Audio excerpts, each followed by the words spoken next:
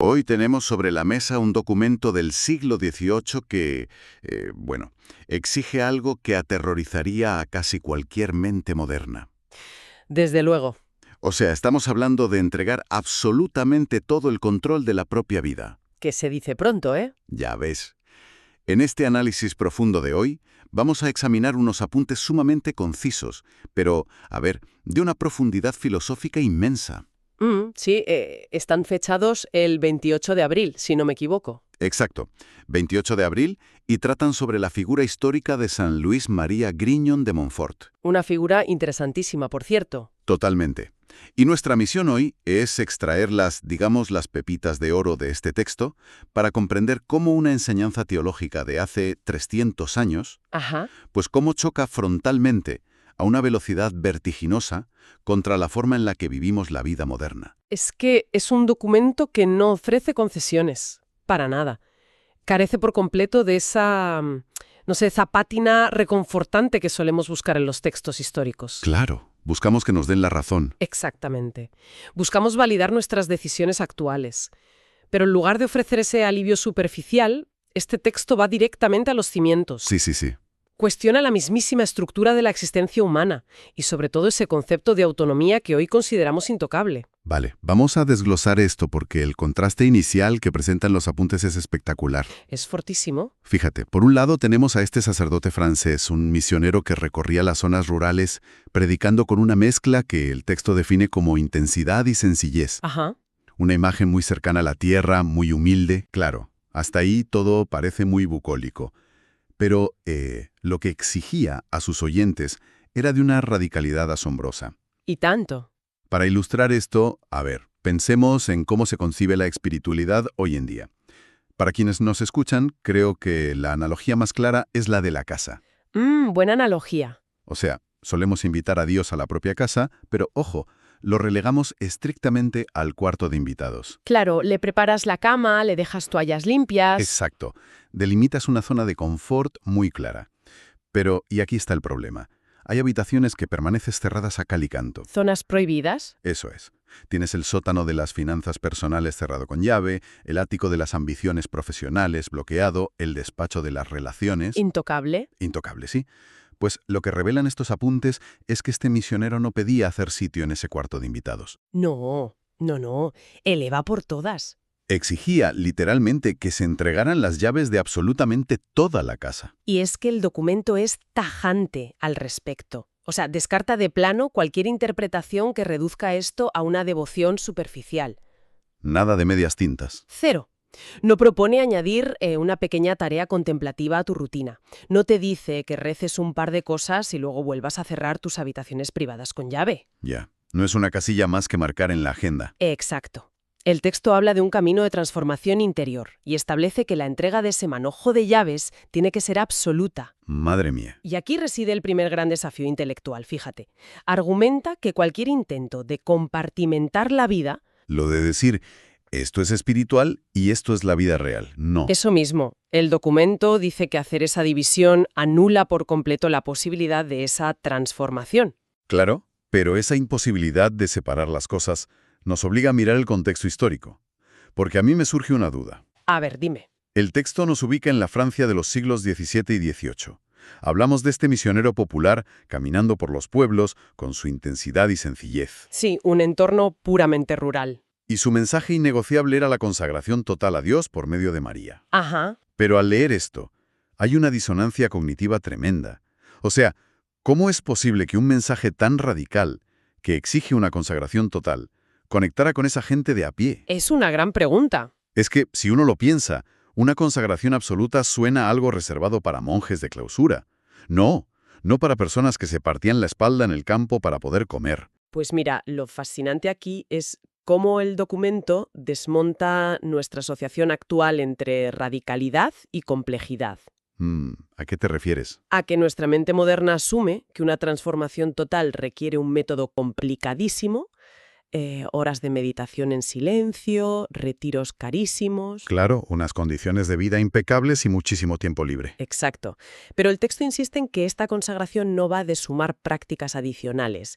Imagínate a esa población agraria con jornadas extenuantes de sol a sol. Estarían reventados. Totalmente. Si les hubieran exigido incorporar, no sé, 50 ritos nuevos a su día, habría sido un fracaso absoluto. Se habrían caído de puro agotamiento. Ya veo por dónde vas. La genialidad de esta propuesta y el por qué conectaba tan bien es que cambia el paradigma, no altera lo que la persona hace en su día a día. Sino el cómo lo hace. Exactamente.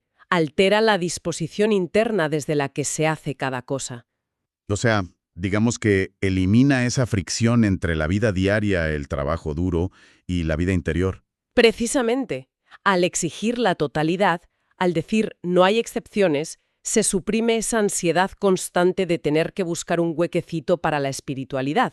Claro, porque ya no tienes una agenda imposible que cuadrar. Eso es.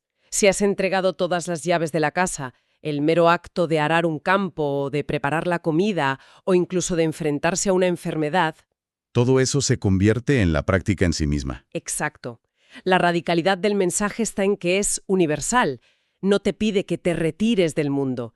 Te pide que estés en el mundo pero sin guardarte parcelitas para ti. Y esa falta de excepciones es lo que lo hace tan increíblemente sencillo, ¿no? Totalmente. Bueno, y aquí es donde la cosa se pone realmente interesante. Porque esa ausencia de excepciones nos lleva a la afirmación, yo creo, más provocadora de todos los apuntes. Sé por dónde vas. El texto dice claramente que no puedes dar solo una parte de la vida, tienes que entregarla por completo. Y entonces suelta una frase que dinamita nuestra idea de independencia. La de la verdadera libertad. Esa misma. Dice, la verdadera libertad nace de esa entrega. A ver, para la mentalidad actual esto es casi una herejía. Una provocación en toda regla, ¿sí? Es que hoy entendemos la libertad como, bueno, acumular opciones, mantener puertas abiertas y sobre todo retener el control absoluto sobre cada milímetro de nuestra existencia. Es una colisión frontal de paradigmas. El documento sostiene que esa retención del control, que hoy idolatramos, Como el culmen del éxito humano. claro, pues dice que ese control es en realidad la fuente principal de nuestra esclavitud y de nuestro agotamiento mental. Fíjate, para visualizar esto a nivel psicológico, se me ocurre una analogía física. Piensa en el típico ejercicio de confianza, el trust fall. Así, cuando te dejas caer hacia atrás en grupo. Ese mismo. Te pones de espaldas, cruzas los brazos y te dejas caer para que te atrapen. Ajá. Cuando alguien intenta dar solo una parte de su confianza, el resultado es un desastre absoluto. Porque no te sueltas del todo. Exacto. Te dejas caer, pero de repente tu cerebro entra en pánico e intentas frenar la caída usando tus propios músculos. Y te quedas rígido. El cuello se tensa muchísimo, la espalda se pone como una tabla, o sea, hay una resistencia interna feroz. Buscas un punto de apoyo en el aire que no existe. Claro, es instintivo. Y ahí, en esa caída parcial, no hay ninguna libertad. Solo hay terror, una tensión extrema y un gasto de energía monumental. Acabas agotado. Agotadísimo. El alivio real, esa sensación de ingravidez, solo llega cuando desactivas la resistencia muscular y cedes el control por completo. Ostras, si conectamos la fisiología de esa caída con la arquitectura teológica de San Luis María, es que el encaje es milimétrico. ¿Verdad que sí? Esa tensión muscular tan agotadora que describes es el equivalente exacto a lo que el texto llama dar una parte. Cuando uno se reserva parcelas de autonomía, cuando dices, esta habitación de la casa la gestiono solo yo. Te pasas la vida vigilando la puerta. Exactamente. Te condenas a vivir patrullando la frontera entre lo que has entregado y lo que has retenido. Es un estado de alarma constante.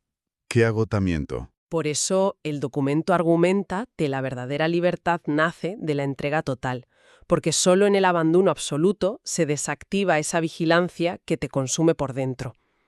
O sea, la paradoja es que la energía vital no se recupera controlando más cosas. Para nada. Se recupera claudicando de forma voluntaria y definitiva. Esa caída libre sin resistencia es el único espacio donde el ego, por fin, deja de luchar contra sí mismo. Vale. Entendida la meta de esta caída libre, el texto nos lleva a la cuestión del método. Porque seamos sinceros, dejarse caer sin oponer resistencia va en contra de todos los instintos humanos. Totalmente. Es antinatural al principio. Pues el documento afirma que esta consagración total se realiza, y cito, por medio de María. Ujú. Y aquí, a ver, tengo que hacer un poco de abogado del diablo para desgranar esto. Venga, dispara. Desde fuera, esta insistencia en una figura intermediaria podría parecer una distracción. O sea, si el objetivo último, según las bases del propio texto, es la unión con Cristo, Sí, pues meter un conducto en medio pareció un desvío, ¿no? Como que aleja el foco de la figura principal. ¿Cómo funciona realmente este método, según los apuntes? es una objeción muy válida. Y fíjate que el propio documento se anticipa a ella. Ah, ¿sí? Sí, hace una aclaración teológica inamovible. Dice textualmente que su enseñanza mariana no sustituye a Cristo. Vale, punto importante. Es imperativo no confundir esto con una simple devoción periférica o un atajo emocional. El texto insiste en que María conduce a una unión más profunda con Cristo. O sea, es un canal, no el destino. Exacto. Además, la fuente menciona algo histórico muy relevante, que su obra más conocida desarrolla esta intuición de forma sistemática. Sistemática. Eso suena a algo muy estructurado. Exacto. La palabra sistemática es clave. Nos advierte de que estamos ante un andamiaje lógico hiperpreciso, no ante una efusión de sentimientos. Ya, no es puro sentimentalismo. Para nada.